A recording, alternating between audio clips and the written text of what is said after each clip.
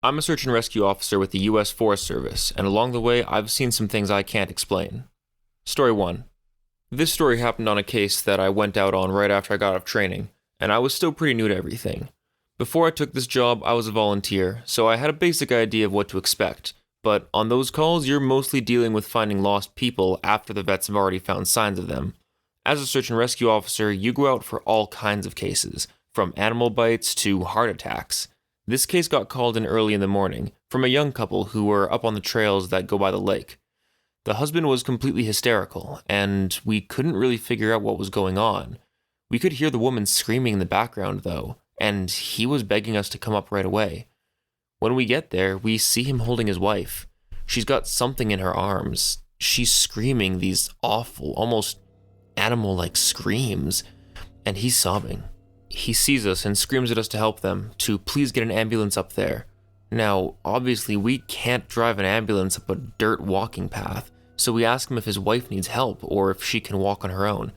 He's still hysterical, but he manages to tell us that it's not his wife that needs help. I go over while one of the vets tries to calm him down, and I ask the wife what's going on.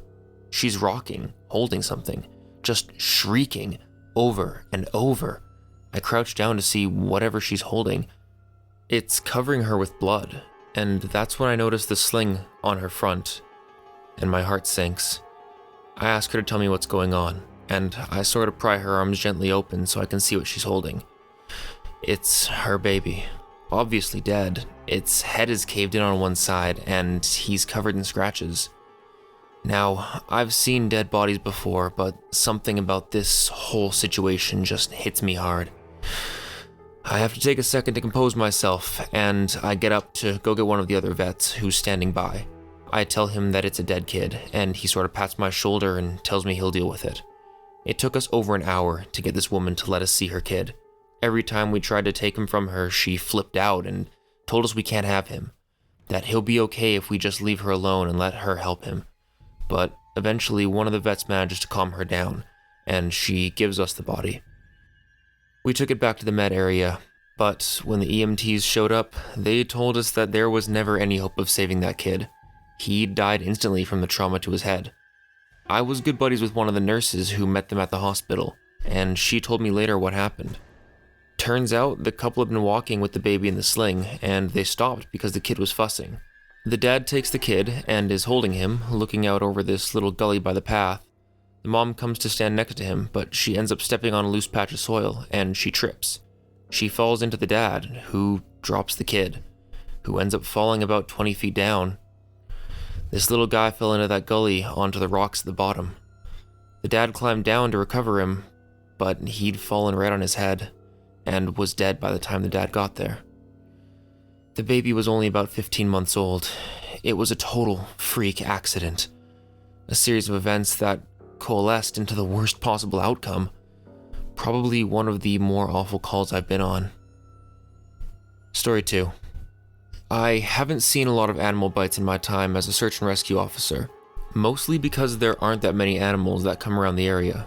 While there are bears in the vicinity, they tend to stay pretty far away from people, and sightings are highly unusual. Most of the animals you'll see are small ones, like coyotes, raccoons, or skunks. What we do see frequently, though, are moose. And let me tell you, moose are nasty fuckers. They'll chase after anything, for any reason, and God help you if you get between a female and its baby. One of the more amusing calls was a guy who'd gotten chased down by an absolutely massive male moose, and was stuck up in a tree. Took us almost an hour to get him down, and when he was finally on solid ground again, he looks at me and says, "God damn, them fuckers is big up close." I guess that's not really a scary story, but a little humor before we get into the deep stuff isn't a bad thing. Story 3. I honestly don't know how I'd forgotten this story, but it is by far the scariest thing that's ever happened to me on the job. I guess maybe I've tried so long to forget about it that it just doesn't come to mind right away. As someone who spends literally all of their time in the woods, you don't ever want to let yourself get scared of being alone, or out in the middle of nowhere. That's why when you have an experience like this, you tend to just forget about them and move on. This is, to date, the only thing that's ever made me really seriously consider if this job is right for me. I don't really like talking about it much, but I'll do the best I can to remember it all. As I recall, this took place right at the end of spring. It was a typical lost child call. 4-year-old girl had wandered away from her family's campsite and had been missing for about 2 hours. Her parents were completely despondent and told us what most parents do. My kid would never wander away. She's so good about staying close. She's never done anything like this before. We assure the parents that we'll do everything we can to find her, and we spread out in a standard search formation. I was partnered with one of my good buddies, and we were sort of casually holding conversation while we hiked. I know it sounds callous, but you do sort of become desensitized when you've done this job for so long. It just becomes the norm, and I think to a certain extent you have to learn to desensitize yourself in order to work the job. We search for a good 2 hours, going well beyond where we think she would have been, and we come out to a small valley where something makes us both stop in unison. We freeze and look at each other, and there's almost a sensation of like a plane depressurizing. My ears pop, and I have this odd feeling of having dropped about 10 feet. I start to ask my buddy if he felt that, but before I can, we hear the loudest sound I've ever heard in my life. It's almost like a freight train passing directly by us, but it's coming from every direction, all at once, including above and below us. He screams something to me, but for the life of me, I can't hear him over this deafening roar. Understandably freaked out, we look all around us, trying to find the source of the sound, but neither of us sees anything. Of course, my first thought is a landslide, but we're not near any cliffs, and even if we were, it would have hit us by now. The sound goes on, and we're trying to yell to each other, but even standing right next to each other, we can't hear anything but this sound. Then, as suddenly as it started, it stops. Like someone threw a switch and cut it off. We stand there for a second, perfectly still, and slowly the normal sounds of the woods come back. He asks me what the fuck just happened, but I just kind of shrug. I was wondering the same thing. We stand there looking at each other for a minute before I get on the radio and ask if anyone else just heard the end of the fucking world, but no one else heard it, even though we were all within shouting distance of each other. My buddy and I just sort of shrug it off and keep going. About an hour later, we all check up on the radios, and no one's found the little girl. Most of the time, we won't search when it gets dark, but because we don't have any kind of lead on her, a few of us decide to keep going, including me and my buddy. We keep close together, and we're calling out for her every couple minutes. At this point, I'm hoping beyond hope that we find her, because while I may not like kids, the idea of them being out all alone in the dark is awful. The woods can be intimidating to kids in the daylight. At night, well, it's a whole different beast. But we're not seeing any signs of her or getting any responses. And around midnight, we decide to turn around and head back to the rendezvous point. We're about halfway back when my buddy stops and shines his light to the right of us into a really thick deadfall. I ask him if he's heard our response, and he just tells me to be quiet for a second. I do, and in the distance, I can hear what sounds like a kid crying. We both call the girl's name and listen for any kind of response, but it's just this really faint crying. We head in the direction of this deadfall and go around it, calling her name over and over again, and as we get closer to the crying, I start getting this weird feeling in my gut. I tell my buddy that something isn't right. He tells me he feels the same way, but we can't figure out what it is. We stop where we are and call the girl's name again, and at the same time, we both figure it out. The crying is on a loop. It's the same little hitching sob, then wail, then quiet hiccup, repeated over and over, the exact same every time. And without saying another word, we both take off running. It's the only time I've ever lost my composure like that, but something about it was so incredibly wrong, and neither of us wanted to stay out there anymore. When we got back to the rendezvous, we asked if anyone else had heard anything strange, but no one else knew what we were talking about. I know it sounds sort of anticlimactic, but that call fucked me up for a long time. As for that little girl, we never found a trace of her. We keep an eye out for her and all the other people who've never been found, but frankly, I doubt we'll ever find anything. Story 4. Of the missing persons calls I've gone out on, only a handful have ever resulted in a complete disappearance, meaning No trace of the person, no body ever found. But sometimes, finding a body just leads to more questions than answers. Here are some of the bodies we've found that have become infamous in our team. A teenage boy whose remains were recovered almost a year after he vanished. We found the top of his skull, 2 finger bones, and his camera, almost 40 miles from where he was last seen. The camera, sadly, was destroyed. We found the pelvis of an older man who had vanished a month earlier, and that was all we found of him. Another time, the lower jaw and right foot of a 2-year-old boy on the highest peak of a ridge in the southern part of the park, where he could not have gotten up to. Stranger still was the body of a 10-year-old girl with Down syndrome, almost 20 miles from where she vanished. She had died of exposure 3 weeks after going missing. All of her clothes were intact except for her shoes and jacket, and there were berries and cooked meat in her stomach when they did the autopsy. The coroner said it appeared as if someone had been taking care of her. There were no suspects ever identified. On another op, we found the frozen body of a 1-year-old baby, found a week after vanishing in the hollow trunk of a tree, 10 miles from the area he was last seen. There was fresh milk found in his stomach, but his tongue was gone. And this last one was a single vertebrae and a right kneecap of a 3-year-old girl, found in the snow almost 20 miles from the campground her family had been at the previous summer. Stories 5 and 6 come from my buddy that I mentioned earlier. And since everyone seems to have such a fascination with the stairs, I'll start with that story because he's had a closer experience with them than I. So my buddy's been a search and rescue officer for about 7 years. He started when he was a junior in college, and he's had a very similar experience when he first encountered the stairs. His trainer told him almost the same thing mine did, which was to never go near, touch, or ascend them. For the first year, he did just that. But apparently his curiosity got the better of him, and on one call, he broke away from the line and went to go check out a set that he'd found. He said they were about 10 miles from the path where a teenage girl had vanished, and the dogs were following a scent. He was on his own, lagging behind the main group, when he saw a set of stairs off to his left. He said they looked like they were from a new house because they had pristine white carpeting on them. And he said as he got closer, he didn't feel any different or hear any weird noises. He was expecting something to happen, like bleeding from his ears or collapsing outright, but he got right up next to them and didn't feel a thing. The only thing he said that was odd was there was absolutely no debris on the steps. No dirt, leaves, dust, anything.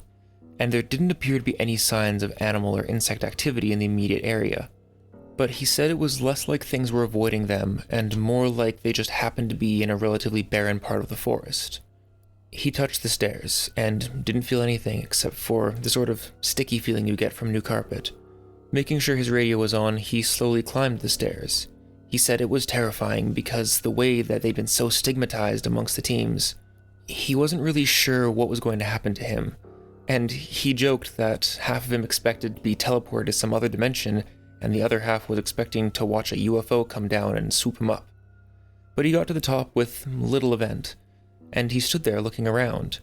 But he said the longer he stood on that top step, the more he felt like he was doing something very, very wrong. He described it as the feeling you'd get if you were in a part of a government building you have no business being in, as if someone was going to come and arrest you or shoot you in the back of your head at any second.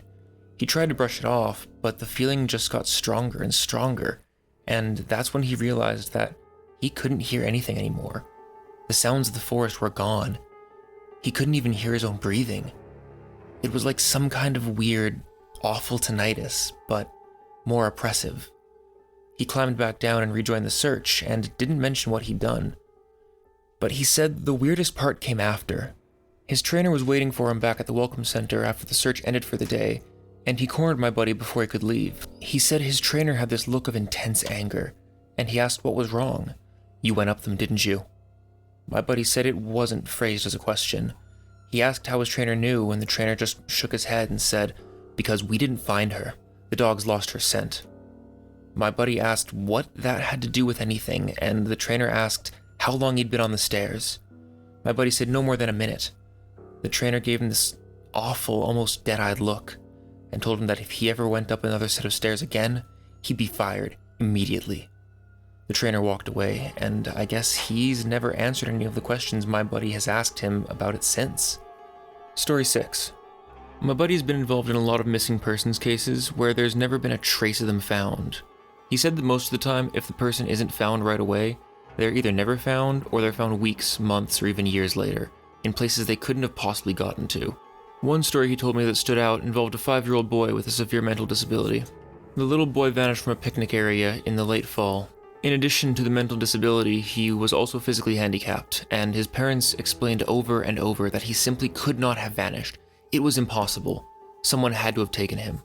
My buddy said they searched for this kid for weeks, going miles out of the accepted range.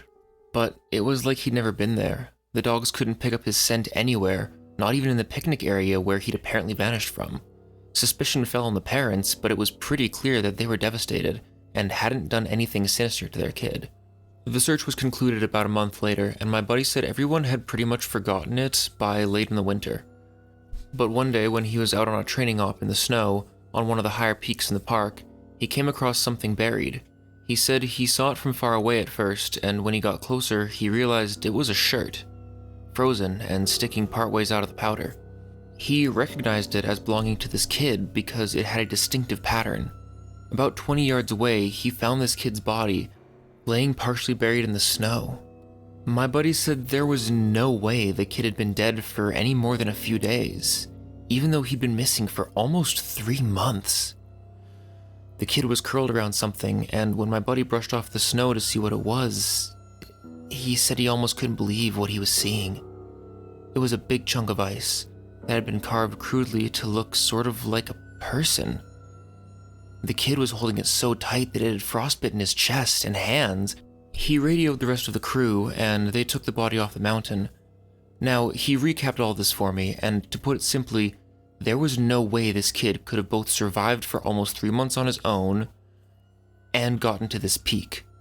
There was no physical way this child could have walked almost 50 miles and ended up on the top of a goddamn mountain.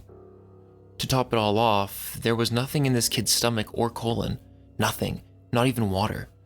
It was like this kid had been taken off the face of the earth, put in suspended animation, and dropped on this mountain months later, only to die of exposure. He's never really gotten over that one. Story 7. The last story I'll share from him was one that took place relatively recently, only a few months ago. They were out doing a recon for mountain lions because there had been several reports of sightings in the last couple of days. One of our jobs is to scout out the areas where these animals are seen and ensure that if they are in the area, we can warn people and close off those trails. He was out on his own in a very heavily forested part of the park towards dusk when he heard what sounded like a woman screaming in the distance. Now, as most of us know, when a mountain lion screams, it sounds almost exactly like a woman being brutally murdered. It's unsettling, but far from abnormal. My buddy radioed back and let ops know that he'd heard one, and that he was going to keep going to see if he could figure out where its territory started. He heard the mountain lion scream a couple more times, always from the same spot, and determined the approximate area of the mountain lion's territory. He was about to head back when he heard another scream, this time within only a few yards of him. Of course, he freaks out and starts heading back at a much faster pace, because the last thing he wants is to run into a mountain lion and get mauled to death. As he got onto the path back, the screaming followed him, and he broke into a jog. When he was about a mile from ops, the screaming stopped, and he turned around to see if it was following him. It was almost night by this point, but he said in the distance, just before the path rounded a corner, he could see what looked like a male figure. He called out to them, warning them that the paths were closed and that he needed to come back to the welcome center. The figure just stood there, and my buddy started to walk over. When he was about 10 yards away, the figure took, as he described, an impossibly long step towards him and let out the same scream my buddy had been hearing this whole time. My buddy didn't even say anything. He just turned around and sprinted back to ops, never looked behind him. By the time he got back, the screaming had moved back into the woods. He didn't mention it to anyone else, just said that there was a mountain lion in the area and they would need to close those paths until the animal could be located and moved. This has been part 3 of 6 for this series. If you like this content, don't forget to like and subscribe. I don't really have any stories of my own for this one, but I will say that for story 4, finding all the different body parts of kids that had gone missing, to me that's crazy. What happened to the rest of the bones? Why are just like a kneecap or some fingers left? How on earth did that baby get stuck inside that log? definitely more questions than answers. But I hope you enjoyed listening to this video as much as I enjoyed making it. I'm going to try to get started on part 4 tonight, so that we can have that tomorrow a little bit earlier. Probably not going to happen, but I'll give it my best shot. I'm ReddList. I hope you all have a great rest of your day, or night, and I will see you next time.